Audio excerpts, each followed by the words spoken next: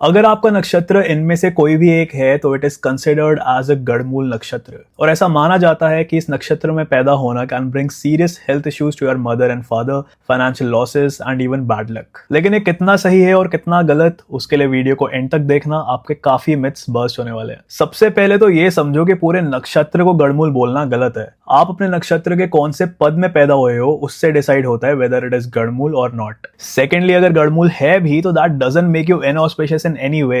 Just know this कि आपके past life के कुछ कार्मिक डेट्स को रिप्रेजेंट करता है जो आपको अपनी प्रेजेंट लाइफ में फिक्स करने हैं। And just like any other hurdles, इन्हें भी ओवरकम करा जा सकता है। If you are born in the 4th पद ऑफ अश्विनी नक्षत्र तो आपके कैरेक्टरिस्टिक्स गड़मूल में आते हैं because they make you self destructive. आपका एक्सट्रीमली इंपल्सिव नेचर आपके करियर और पर्सनल लाइफ में प्रॉब्लम्स क्रिएट करेगा, लेकिन कोई ऐसा अनर्थ नहीं है। आपको सिर्फ अपने एग्रेशन और टेम्परामेंट का ध्यान रखना है and you can get over this. अगर आप अश्लेषा नेटिव हो और इसके 2nd पद में बॉर्न हुए हो then you are very extravagant. आप पैसा बहुत उड़ाते हो and you make very bad financial decisions. तो आपको सिर्फ फाइनेंशियल एजुकेशन और गाइडेंस की जरूरत है। अश्लेषा के 3rd पद में अगर पैदा हुए हो तो आपकी मदर को हेल्थ इश्यूज हो सकते हैं। अगर 4th पद में पैदा हुए हो तो आपके फादर को हेल्थ इश्यूज हो सकते हैं। लेकिन क्योंकि नाउ यू नो दिस तो आप अपने पेरेंट्स की हेल्थ का एक्स्ट्रा ख्याल रख के इसे भी ओवरकम कर सकते हो। मघा नक्षत्र का 1st एंड 2nd पद इज कंसिडर्ड टू बी गड़मूल, क्योंकि इस केस में आपके पेरेंट्स अपनी हेल्थ को लेकर काफी इग्नोरेंट हो जाते हैं, leading to serious health issues. Again, gym join कराओ, नहीं माने तो खुद साथ में लेकर जाओ, बस थोड़ा कॉन्शियसली उनकी फिटनेस और तबियत का ख्याल रखने की जरूरत है।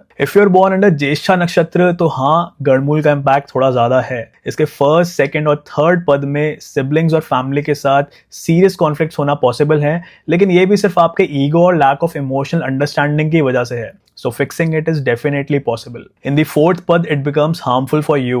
It makes you highly jealous and competitive, which leads to your own downfall. Your ego is your enemy और आपको सिर्फ उसी पे कंट्रोल रखना है। मूल नक्षत्र का पहला पद is harmful for your father's health, 2nd पद is harmful for your mother's health, and 3rd पद is harmful for you. So again, all you need to do is be vigilant about health. If you're born in the 4th pad of Revati nakshatra, then it is Gardmul because it makes you self-destructive. You work so much that you destroy your health, wellness, and sleep. So all you need to do is just take a break, spend some time with your family, और बस burnout ना होने का ध्यान रखना है। तो देखा, पूरा का पूरा नक्षत्र कभी बुरा नहीं होता और हर चीज का सॉल्यूशन भी होता है। Astrologically if you want to know कि आपके गड़मूल नक्षत्र की क्या रेमेडी करनी चाहिए to lead a healthy and peaceful life, या फिर for any other concerns, you can DM us and one of our shamans will help you out.